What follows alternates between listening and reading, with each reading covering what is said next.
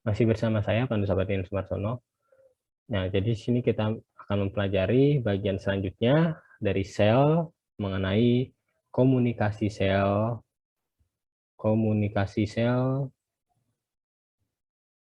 dan kita mempelajari membran sel.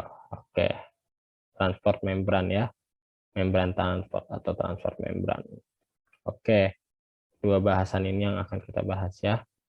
Sebelumnya kita sudah membahas ya dalam dari sel itu ya.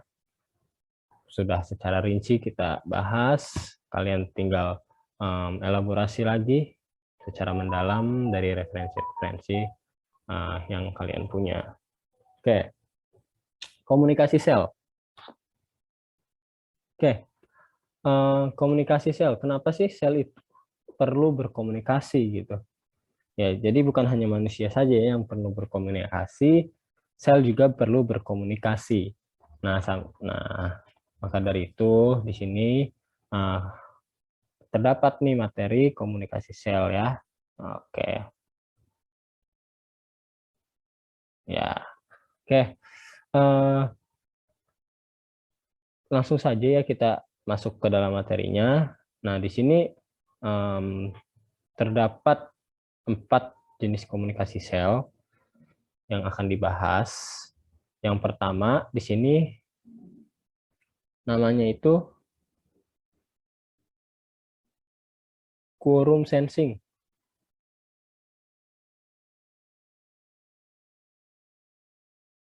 Ya. Oke. Nah, quorum sensing. Nah, di sini adalah komunikasi bakteria dari suatu bakteri. Nah, di mana di sini mekanismenya adalah semakin banyaknya bakteri, ya, maka persinyalannya semakin kuat. Ya, jadi, nah, dia semakin kuat, semakin banyaknya bakteri, dia semakin kuat, sehingga menimbulkan suatu respon tertentu nih. Nah, sedangkan kalau masih sedikit, dia belum bisa menghasilkan suatu respon, ya, dia belum bisa menghasilkan suatu respon tertentu. Nah, seperti itu singkatnya ya, mengenai quorum sensing. Selanjutnya, di sini ada yang namanya, yang kedua, kita belajar mengenai komunikasi sel kontak langsung. Nah, komunikasi sel kontak langsung ini, dia itu melibatkan sinyal dan reseptor. Ya, sinyal dan reseptor. Nah, kita tahu ya, tadi sinyal itu dihasilkan dari mana, sudah kita pelajari. Dan di sini, di sel itu ada suatu reseptor ya. Oke. Nah, yang pertama ini kan namanya itu, nah, oke. Jadi di sini ada satu sel yang menyatu langsung di sini ya, menyatu langsung. Nah, di sini ada satu lubang nih di antara dua sel ini. Nah, namanya itu ini untuk komunikasi itu namanya gap junction ya, gap junction, maaf ya, gap junction, namanya gap junction.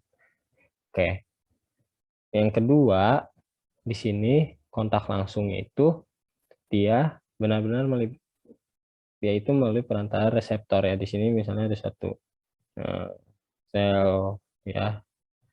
Nah, di sini ada sel lainnya ya, misalkan sel imun di sini ya, sel imun. Nah, dia akan menempel pada reseptornya nih. Set. Nah, dia akan menempel ya pada reseptornya ya. Oke, jadi sinyal-sinyal. Nah, dia mempunyai sinyal-sinyal nih. Sinyal dari sel imun akan menempel pada reseptor dari sel jaringan yang ada di suatu tubuh ya. Misalkan, oke. Jadi seperti itu komunikasi sel kontak langsung ya, berkontak langsung gitu ya. Nah, selanjutnya di sini yang ketiga itu ada persinyalan lokal. Oke. Nah, persinyalan lokal ini eh, dia itu tidak menempel langsung ya. Misalkan kita gambar lagi. Di sini ada satu jaringan ya, misalkan kumpulan satu sel. Di sini juga ada satu jaringan. Nah, misalkan eh, kita ambil contoh deh. Di sini sel syaraf ya, sel syaraf. Nah, yang kita tahu kan sel syaraf, dia itu mempunyai ya selanjutnya ini yang namanya persinyalan lokal ya. Kalau tadi persinyalan kontak langsung ya, artinya langsung berkontak gitu ya. Kalau ini persinyalan lokal. Nah, dia itu tidak langsung berkontak tapi melalui sinyal-sinyalnya ya. Nah, jadi sinyalnya yang bergerak ya ke reseptornya, tidak kontak secara langsung. Di sini misalnya di sini ada sel saraf. Nah, kalian kalau belajar sel saraf di sini ada dendrit ya. Oke. Kok nggak bulat, Kak? Iya, kalau tadi sel secara umum ya. Nah, jadi sel syaraf ini spesifik nih bentuknya nih. Dia mempunyai dendrit. Dendrit, dendrit namanya ya. Ini namanya dendrit. Oke. Nah, dendrit ini dia ini mengeluarkan suatu sinyal ya. Mengeluarkan suatu sinyal dan di sini akan diterima ya. Diterima oleh sel. Nah, sel lainnya ya. Di sini ada reseptor. Nah, akan diterima ya. Oke, seperti itu ya. Jadi sinyalnya yang akan menuju ke reseptornya. Oke, selanjutnya yang terakhir. Yang terakhir di sini yang keempat ada persinyalan. Kalau tadi kan persinyalan lokal, kali ini persinyalan jauh. Ya, ini contohnya apa? Contohnya adalah misalkan sel yang ada jaringan ini suatu jaringan yang ada di otak nih ya. Dia ingin menghasilkan respon ya, dia ingin menghasilkan respon nih ya, misal endokrin. Dia ingin menghasilkan respon. Nah, itu harus melalui dia akan mengeluarkan di sini sinyal-sinyal. Nah, sinyalnya ini masuk ke pembuluh darah nih. Yang melalui pembuluh darah nih hormon ya. Hormonnya ini masuk ke dalam pembuluh darah. Nah, tadi akan berjalan menuju sel target ya, menuju lokasi targetnya. Ya, ketika sudah sampai kepada lokasi targetnya, nah dia itu akan di sini ya, dia itu akan menuju sampai ke sel targetnya. Ketika sudah sampai hormon-hormon ini, dia akan menimbulkan respon. Oke, jadi tujuannya adalah menimbulkan respon ya. Oke, jadi seperti itu ya. Empat macam dari komunikasi antar sel. Selanjutnya, setelah kita mempelajari 4 macam dari tadi komunikasi antar sel, sekarang kita mempelajari di sini tahapan ya, tahapan komunikasi sel itu sendiri dan apoptosis. Oke. Nah, kita mulai ya. Jadi di sini secara umum ada 3 tahapan ya, ada 3 tahapan. Tahapan komunikasi sel dan apoptosis. Oke. Ya, jadi ada 3 tahapan. Yang pertama itu tahapan penerimaan sinyal. Oke, penerimaan sinyal. Yang kedua, itu ada tahapan transduksi sinyal.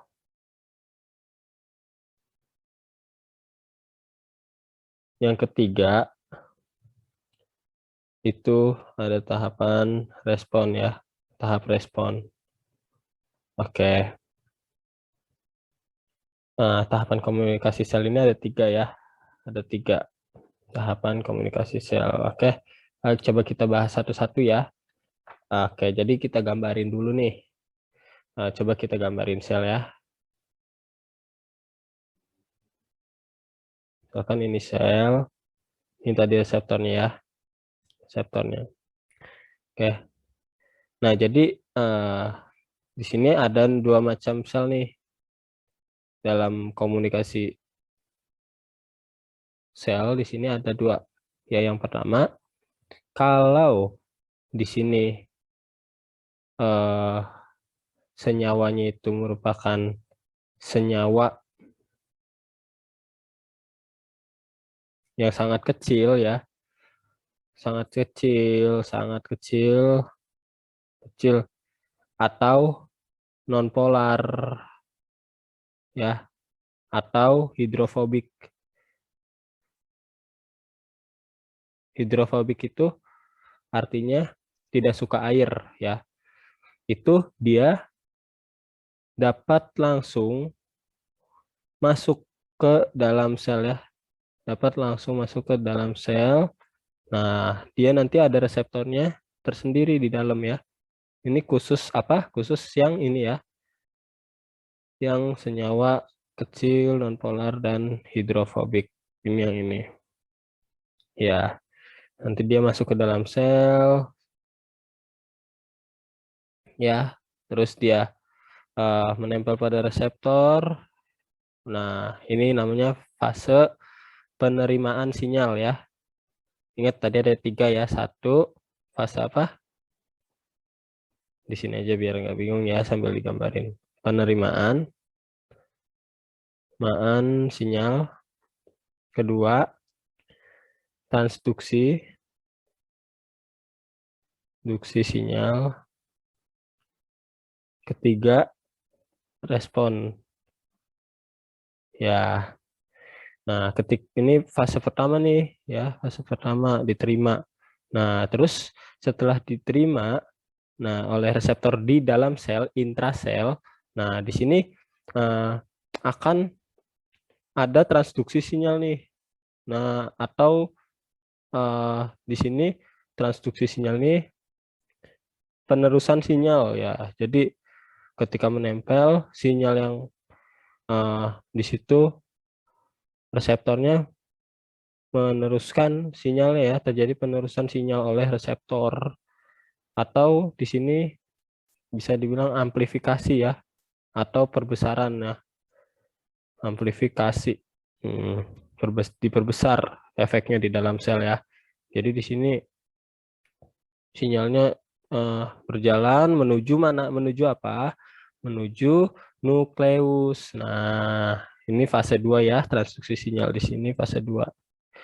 Ya, terus ketika sudah sampai nukleus, ini inti sel, ini materi genetiknya ya, DNA. Nah, ketika sudah masuk ke dalam nukleus di sini, sinyalnya ya diteruskan ketika menempel pertama, terus diteruskan transduksi sinyal, terus masuk ke dalam nukleus, dia akan menghasilkan respon tahap ketiga ya. Nah, maka terjadilah ekspresi ya, ekspresi gen ya.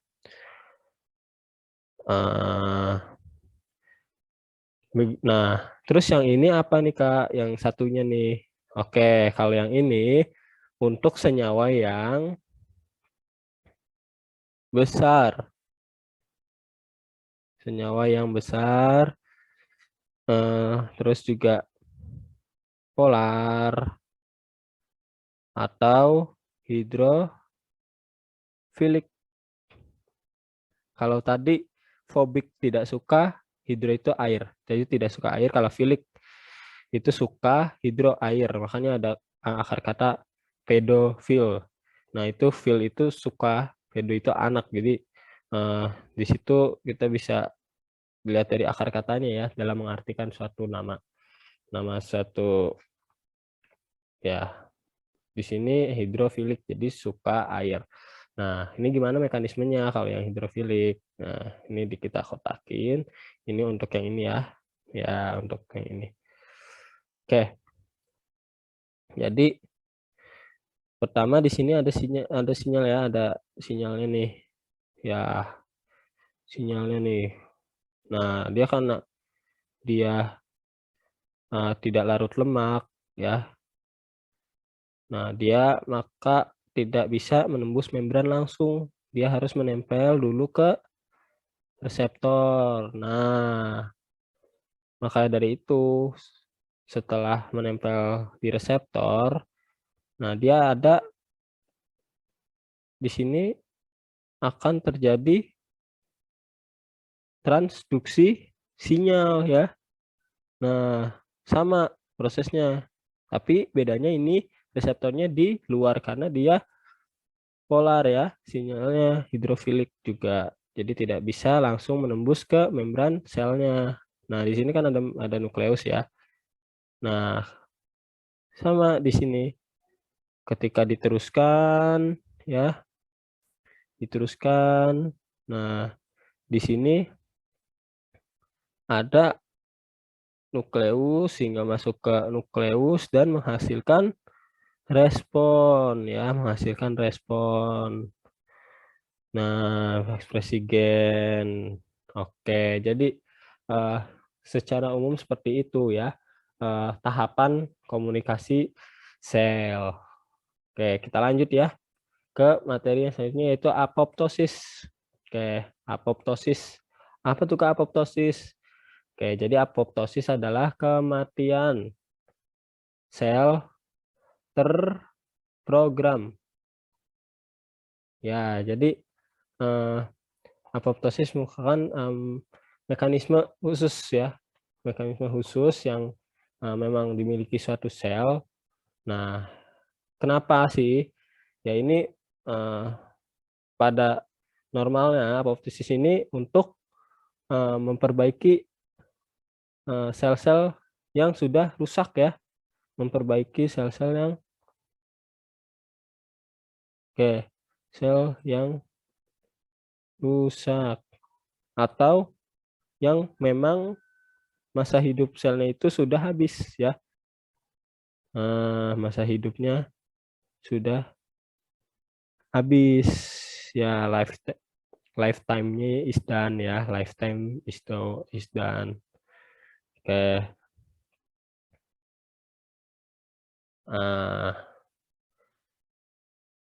Nah, terus proses terjadinya gimana nih ya? Oke, kita lanjut ya ke proses terjadinya apoptosis. Ya, proses terjadinya apoptosis. Oke, yang pertama ini kita ambil contoh pada fase embrionik. Oke, embrionik. Nah, kita ambil contoh katak nih ya. Katak tuh tadinya dia itu ketika dia di sini ya menetas. Nah, dia ini apa menjadi berudu ya atau kecebong ya di sini yang mempunyai sini insang ya, yang di dalam air nih hidupnya nih ya, berudu atau kecebong, masih mempunyai ekor.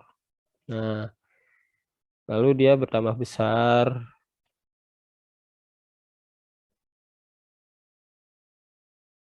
ya, bertambah besar ya, dia bertambah besar. Nah, ketika sudah sangat besar, dia itu akan tumbuh kaki dan selanjutnya di sini dia akan menjadi katak ya, katak. Nah, di sini dia sudah tidak mempunyai ekor lagi nih, ya, sudah tidak mempunyai ekor.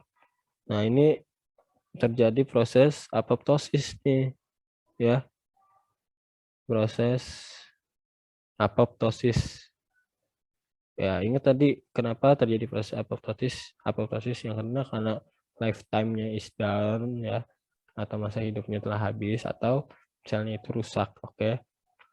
Nah, terciptalah di sini katak dewasa, ya, yang sudah tidak memiliki ekor, katak dewasa. Oke. Yang kedua, di sini proses apoptosis yang kedua di sini terjadi pada sel-sel di sini, misalkan pada mamalia, ya. Oke, di sini. Nah, eh, ketika kita di fase embrionik, oke, di sini tangan kita itu jari-jarinya itu belum terpisah, ya. Nah, supaya ketika kita lahir gitu, ya, tidak ada apa namanya jari-jarinya ini terpisah, maka di situ ada proses apoptosis, ya, mekanisme apoptosis. Nah, kan dia di sini akan mati sel-selnya, ya, sehingga eh, jari-jari kita bisa terpisah satu sama lainnya, ya. Nah, yang membuat jari-jari terpisah ini ada yang namanya enzim caspase. Ya, enzim caspase. Nah, ini bersifat protease, ya, atau ase, ya.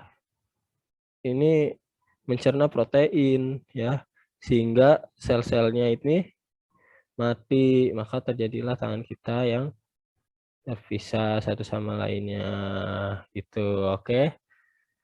Oke. Proses pembelajaran kita di tahapan komunikasi sel dan apoptosis sampai situ. Untuk selanjutnya kita lanjutkan ke transport membran, ya. Nah, kita sebelum itu mempelajari dulu nih apa aja sih yang ada di membran membran sel. Oke, coba kita buat dulu, ya.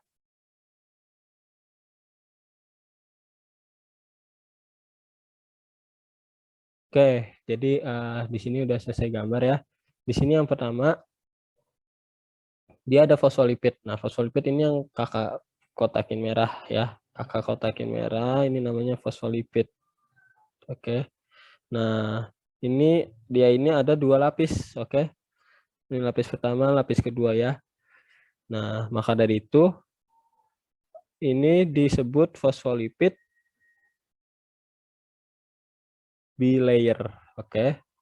Nah, selanjutnya di sini juga dia ada protein nih, ya. Protein yang menembus membran, ya, dua membran di sini namanya protein integral. Bukan integral matematika, ya. Tapi ini protein integral namanya. Nah, kalau protein yang ini yang cuman menembus satu lapis membran itu namanya protein perifer. Ya, oke. Protein perifer. Nah, selanjutnya di sini ada yang menempel nih, karbohidrat yang menempel pada protein, namanya glikoprotein, ya. Nah, kalau karbohidrat yang menempel pada fosfolipid namanya glikolipid. Nah, glikoprotein, glikolipid tadi kan kalau kita udah pelajari sebelumnya tuh di aparatus Golgi, dia diolah kan glikoprotein dan glikolipid. Nah, dia bisa jadi penyusun membran sel nantinya gitu. Oke, jadi seperti itu, ya, komponen-komponen dari membran sel. Nah, gak kalah penting nih ya, kakak mau jelasin, di sini juga ada kolesterol nih. Kolesterol ini ada di antara fosfolipid. Nah, kolesterol ya di sini ya. Kolesterol namanya. Kalian kalau udah belajar biomolekul, ada di video sebelumnya, pasti kalian udah paham nih kolesterol itu apa ya. Oke. Nah, di sini fosfolipid ini kan seperti ini bentuknya ya. Nah, bagian kepalanya ini hidrofilik atau suka air. Bagian ekornya ini hidrofobik. Nah, pada video sebelumnya kan kalau sinyal ataupun di situ molekul yang bisa masuk langsung ke membran sel itu kalau dia hidrofobik. Nah, kenapa? Karena di sini dia bisa langsung menembus ya, menembus sisi dalamnya ya. Kalau dia hidrofilik, nah dia tertahan nih oleh komponen fosfolipid yang hidrofobik. Iya, jadi seperti itu ya. Nah, ini kan lipid ya, jadi larut lemak. Dia akan larut, bisa langsung melewati membran sel. Kalau yang hidrofilik, nah dia tidak akan bisa melewati lemak ini ya. Dia tidak akan larut lemak ya, jadi tidak bisa masuk ke langsung ke dalam sel melalui membran sel. Oke, jadi seperti itu. Selanjutnya di sini transport sel ya. Nah, transport sel itu ada beberapa ya. Ada beberapa macam transport sel. Nah, kita jelasin di sini ya transport sel. Nah, secara umum transport sel itu ada transport aktif dan pasif. Oke, yang pasif ini ada 3. Ada difusi sederhana. Ini adalah perpindahan zat dari konsentrasi yang tinggi, konsentrasi perpindahan zat dari konsentrasi zat terlarut tinggi ke zat terlarut rendah. Nah, terus ada juga proses osmosis. Osmosis. Ini perpindahan zat ya. Zat dari konsentrasi air atau zat pelarut. Kalau tadi terlarut ya, kayak kalian ngelarutin gula. Nah, berarti zat pelarutnya itu gula, zat pelarutnya itu air gitu ya. Konsentrasi zat pelarut tinggi ke zat pelarut rendah itu namanya osmosis ya. Nah, lalu ada satu lagi nih. Yang ketiga, difusi pasif itu. Yang ketiga di sini ada difusi terfasilitasi. Nah, bedanya apa sama difusi sederhana? Nah, difusi terfasilitasi ini dia itu lewat suatu protein ya, dia itu lewat protein integral ya. Integral yang tadi yang menembus dua membran ini ya, protein integral. Oke. Nah, itu difusi terfasilitasi, oke. Ya, yang lewat itu zat terlarut ya atau senyawa yang misalnya di sini garam, glukosa gitu ya. Oke. Nah, selanjutnya di sini ada transport aktif. Nah, transport aktif ini dia itu membutuhkan energi Nah, transfer aktif ini ada 3. Yang pertama itu pompa ion ya, pompa ATP, pompa ion Na plus K plus ATP ASE namanya. Nah, selanjutnya selain pompa ion, di sini transport aktif juga ada yang namanya, yang kedua transport aktif ya, itu simpor ya, simpor. Nah, simpor ini eh, dia itu menggunakan senyawa lain ya. Jadi ketika di sini misalkan eh, dia itu ketika memasuki membran, ini protein. Nah, dia harus masuk dengan senyawa lainnya gitu ya. Senyawa ini, nah dia membutuhkan senyawa lainnya nih. Ketika senyawa yang bulat ini ingin masuk, dia harus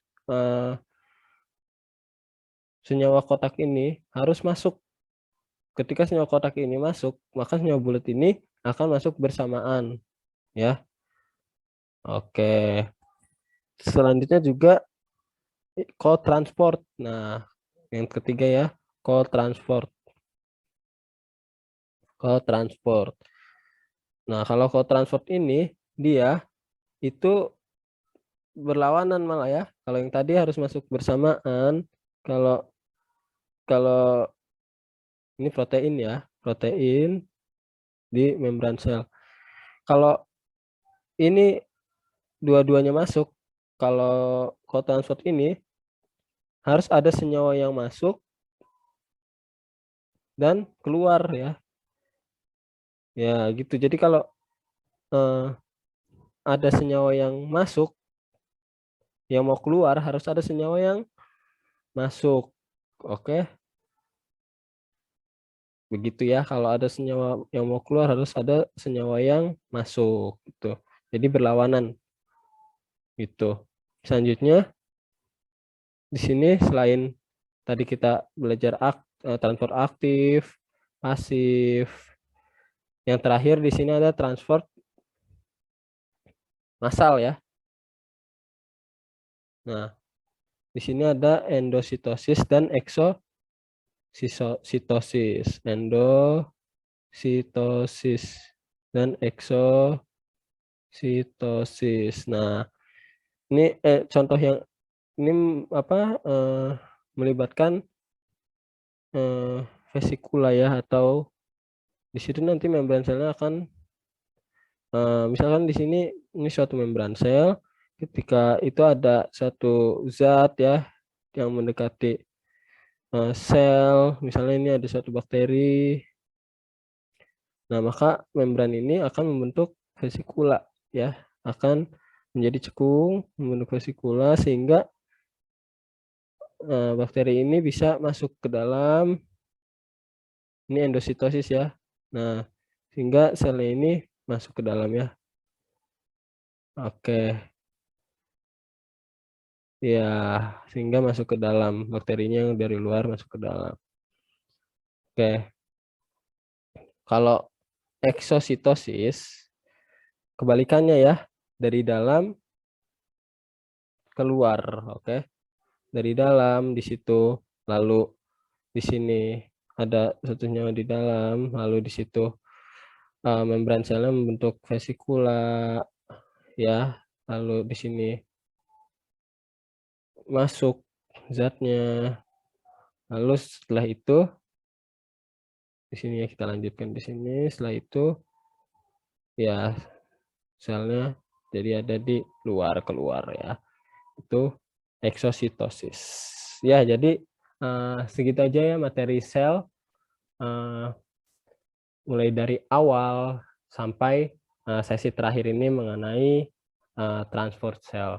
Oke, semoga ilmu mengenai sel ini dapat bermanfaat dan kalian dapat mengerti konsepnya, dan kalian boleh untuk bertanya jika ada yang tidak mengerti melalui email dan atau kalian boleh gali lebih dalam melalui referensi-referensi yang kalian punya. Oke, nah semoga konsepnya dapat dimengerti dan dapat membantu pembelajaran kalian semua. Terima kasih, semoga bermanfaat.